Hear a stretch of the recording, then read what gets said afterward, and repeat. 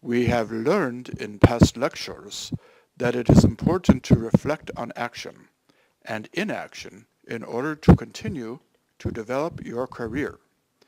Set specific, measurable, attainable, relevant, and time-bound goals. SMART goals.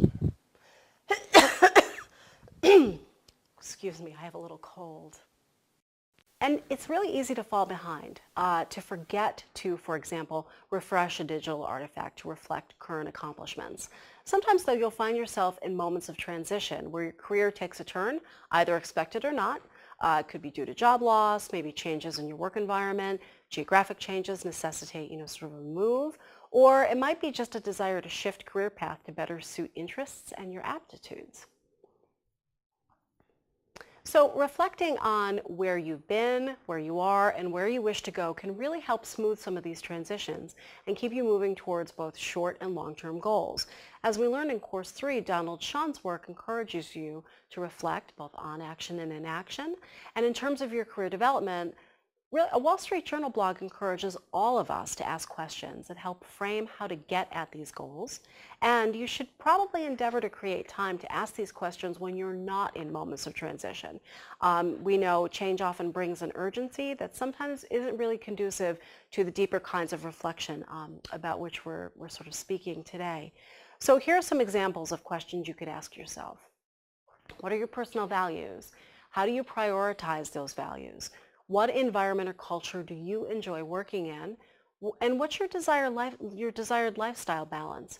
And these, if you remember, these questions echo some of our lessons in Course 1 when we discussed how personal values often drive career choices. These questions get at some of that.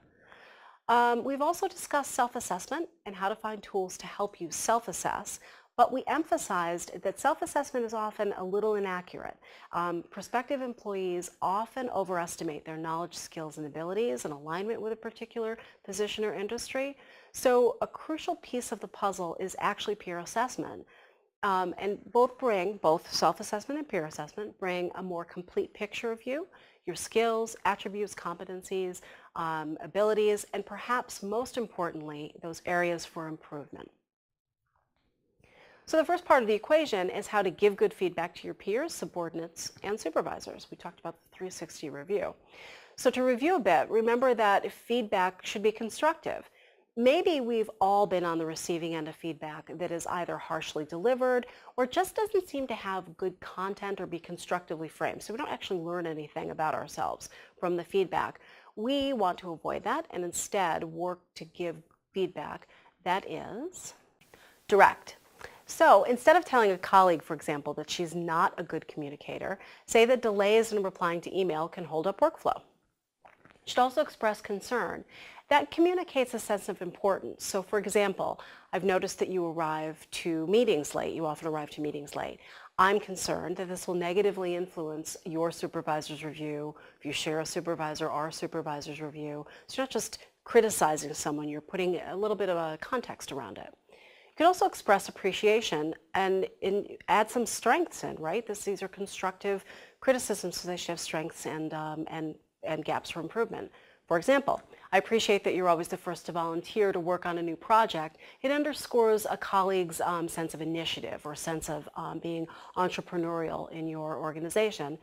And remember too, make sure it isn't personal. Address the issue, not the person. So don't say, for example, that a colleague is mean, right? But rather suggest that maybe adopting a more neutral or professional tone could be beneficial to their career. So your feedback should be caring, clear, and focused on improvement. And all the previous suggestions are, in fact, caring, clear, and focused on improvement. Keep that in mind as you give feedback to your colleagues. So how can you ensure that you receive feedback in the most effective or efficient way? So if you're a supervisor, for example, you might set up an anonymous online survey or a questionnaire of sorts. And if you're being supervised, you might ask your manager or supervisor to introduce this practice or a similar practice if in fact it's not built into your organizational culture. And you can also ask for feedback on your own, sort of independent of formal surveys or annual reviews or any performance planning you might do. For example, prior to or right after a large project is completed, that might be a good time to ask for feedback. And notice how specific that feedback is.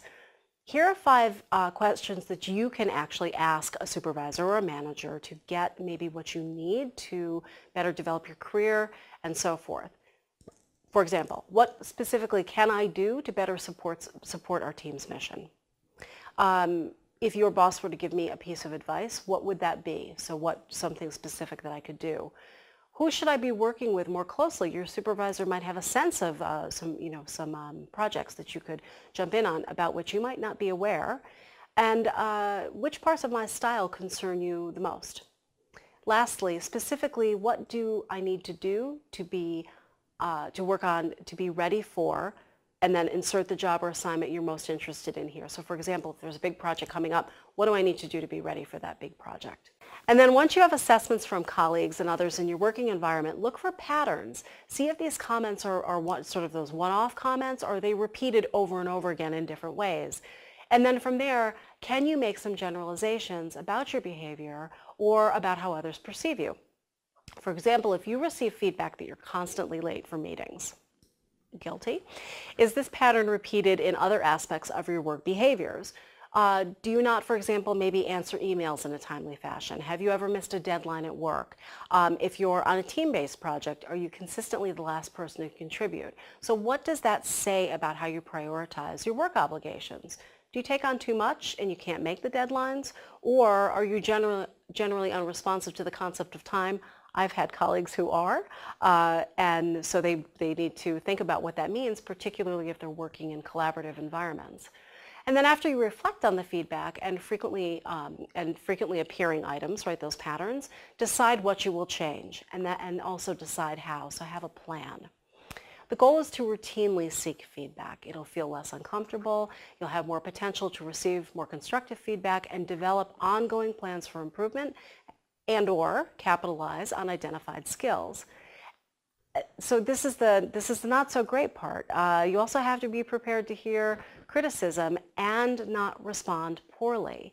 So being prepared for that, maybe asking some clarifying questions can help. So maybe something like, thank you for that feedback. Can you give me an example of when my communication was less than adequate? And don't forget, too, to keep track of positive feedback as well. It can help frame and sharpen your own personal brand, give you a list of potential references or people to endorse your skills on social media, for example. It's really an organic way to grow your network and then connect with people who are interested in supporting your career. Now I want to talk to you about how I incorporated the feedback from my colleague about my LinkedIn profile. In the feedback to my original profile, she suggested I increase the sense of my brand by talking more about me and less about the institutions for which I work. She also suggested I consider adding some of the optional sections to my profile to better showcase my accomplishments. She didn't get a strong sense of my personal brand from the first version of this profile.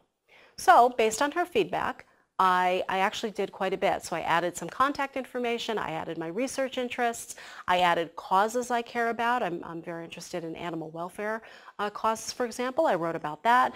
I wrote about organizations I support. I added some honors and awards.